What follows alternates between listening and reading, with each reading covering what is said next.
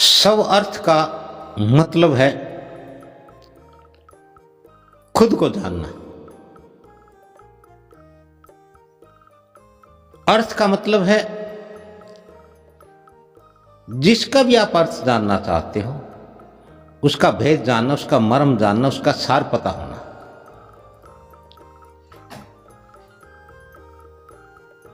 तो यहां जीव के होने का कोई अर्थ है।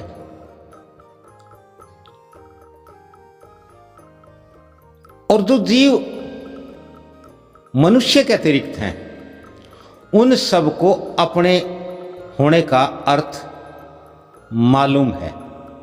वो जानते हैं कि उनका अर्थ क्या है, वो सब अर्थ जानते हैं। वो सब अर्थ जानते हैं, इसलिए इस संसार में प्रकृति के अनुरूप विधि के विधान अनुसार जीवन यापन करते हैं। और जब वे विधि के विधान अनुसार है, प्रकृति के अनुरूप है, तो उनका अर्थ पूरा होता है। यही कारण है कि जीव निचले स्तर से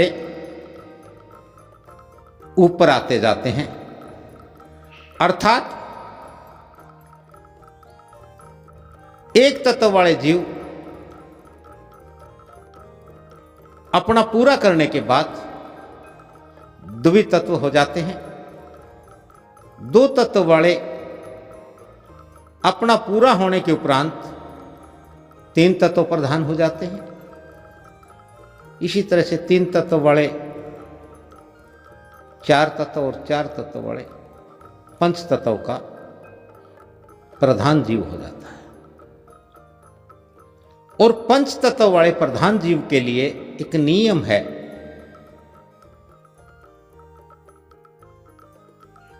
कि वह सब अर्थ को जाने,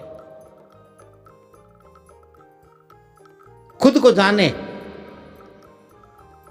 खुद का भेद जाने कि मैं कौन हूं, मैं कहां से आया हूं, क्यों आया हूं और मुझे कहां जाना है। जब वह यह सब जान लेता है, ये जान लेगा, तो उसका सर्वथ पूर्ण होता है। जब वह जान लेगा तो इसके ऊपर कर्म करेगा, और जब इस पर कर्म करता है तो निश्चित है कि वह जीव, वह आत्मा, वह शरीर, वह चोला प्रकृति के विरुद्ध नहीं हो सकता, प्रकृति के विपरीत नहीं जा सकता। और जो व्यक्ति, जो मनुष्य प्रकृति के खिलाफ जाता है, प्रकृति के विरुद्ध होता है, पर प्रकृति के विरुद्ध उसका आचरण यदि होता है, तो निश्चित है कि उसको कुछ नहीं मालूम। वह शारीरिक रूप से, चोले के रूप में, तन के रूप में तो मनुष्य है, असल में वह निचले स्तर की उन योनियों में भटक रहा और भ्रम रहा होता है। हालांकि निचली योनियां कभी भटकती नहीं है, भ्रमती नहीं है। उन्हें अपने होने का पता होता है, अपना उद्देश्य पूर्ण करती हैं और वो ऊपर आते जाते। लेकिन मनुष्य, कोई भी पशु कभी पशुता नहीं करता। मनुष्य तमाम जीवों से निकृष्ट और नीच आचरण करता है, व्यवहार करता है।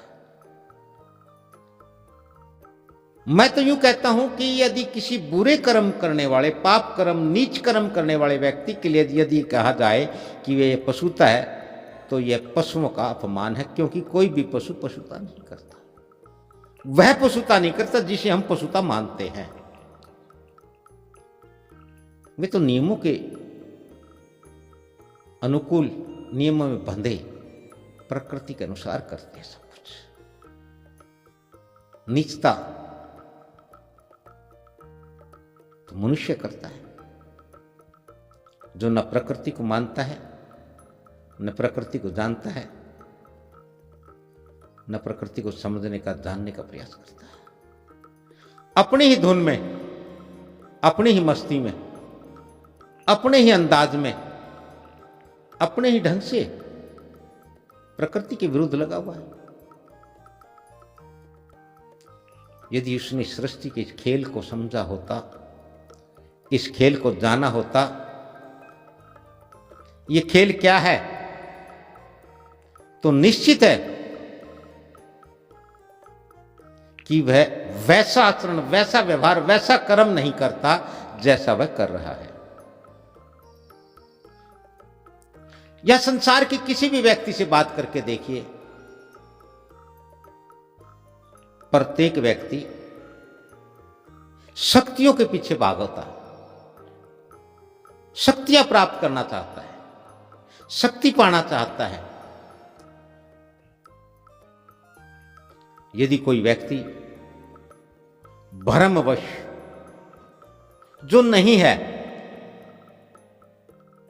उसकी आराधना करता है, उसकी प्रार्थना करता है, तो उसे वह भक्ति का नाम देता है, भगवान को पाना चाहता है, भक्ति करता है। क्यों? शक्तियां प्राप्त करना। अरे क्या करेगा तू शक्तियां प्राप्त करके? है ना शक्तिमान, सर्वशक्तिमान भगवान। मनुष्य के पास यदि शक्तियां होंगी तो निश्चित ही वह उसका अपने विषय और विकारों के अनुरूप प्रयोग करेगा, दुरुपयोग करेगा।